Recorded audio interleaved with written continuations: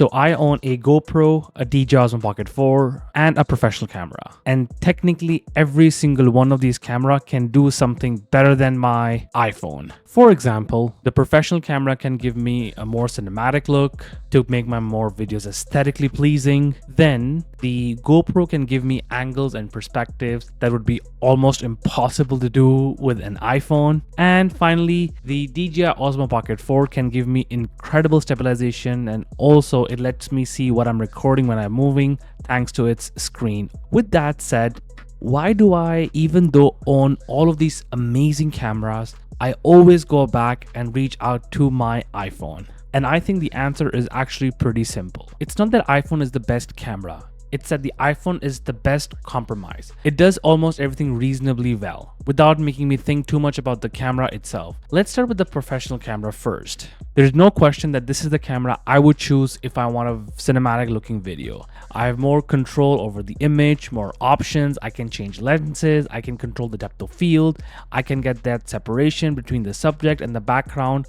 And when you get everything right, the image and the quality that comes out of this is something which the iPhone can never ever replicate. So if the main purpose of my video is to show the cinematography, this is probably what I'm reaching for. But there's a catch. It's bigger, heavier. I have to think about lenses, batteries, settings, storage. And honestly, sometimes I just don't want to deal with all of that. The camera might give me the better image in the video, but the iPhone gives me the easier experience. Then we have the GoPro. Now this thing, recently I am in love with it. It's tiny, it's rugged, you can mount it to different things, and you can get different perspectives and angles that honestly I would be scared to put my iPhone on. If you're driving a car and let's say you want to get that POV driving shot, or you want to show your hands doing something, this is the camera. And also this has this super view or the ultra wide perspective that gets you that interesting shot where you actually feel like you're with that person when you're watching these videos. But again, this does a very specific job, which can the iPhone 100% replace it? I would say not. But if I'm doing something on the go and I really want to capture that moment, I might not have this every day with me. If I'm going to the office or going to my work, and then after that I see something interesting, I probably don't have it. And this is where the iPhone shines. I have it in my pocket. I can literally just open and record without thinking about so many things, and I can get the actual moment rather than waiting, oh wait, let me get my GoPro and let's then record it. Then moving on, we have the DJI Osmo Pocket 4. Now I'll be very honest, if I don't have my iPhone, then this is the second best overall all-rounder that I have. This really makes sense for someone who wants a dedicated content creation camera.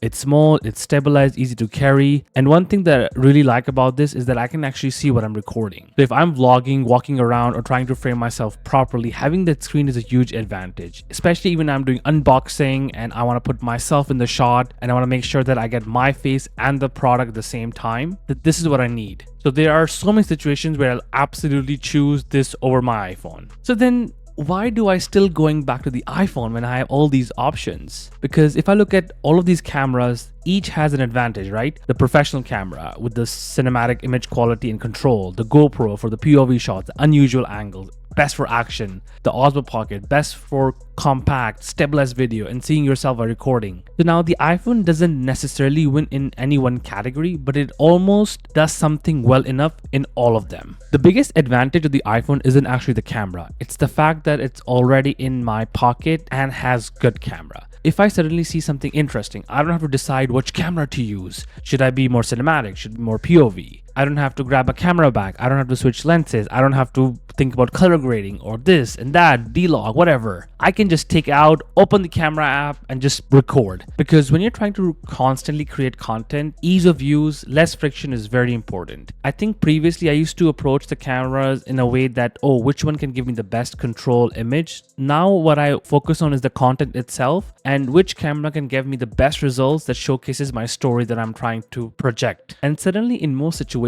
and scenarios, the iPhone has starting to win a lot more often, because the difference between these cameras and the iPhone might be very obvious if I'm specifically trying to create a certain shot. But aside from that, if I'm making a YouTube video where the camera or the videography is not the most important thing, but the content, then yes, the iPhone just wins easily. So after buying all of these cameras, I've actually learned something pretty ironic, that camera that I always needed was always in my pocket. And yes, I'm not gonna lie, having these three different cameras kind of gives me the flexibility to sometimes shoot something which people will be like, wow, how did that person get that? But again, this is the camera that I always reach out to. And if you're starting your vlogging journey or content creation journey, then definitely stick to this and really only get these three cameras, like cinematography, POV, action footages, or more smoother stabilization if you really need them. Let me know your thoughts and I'll catch you guys in the next video.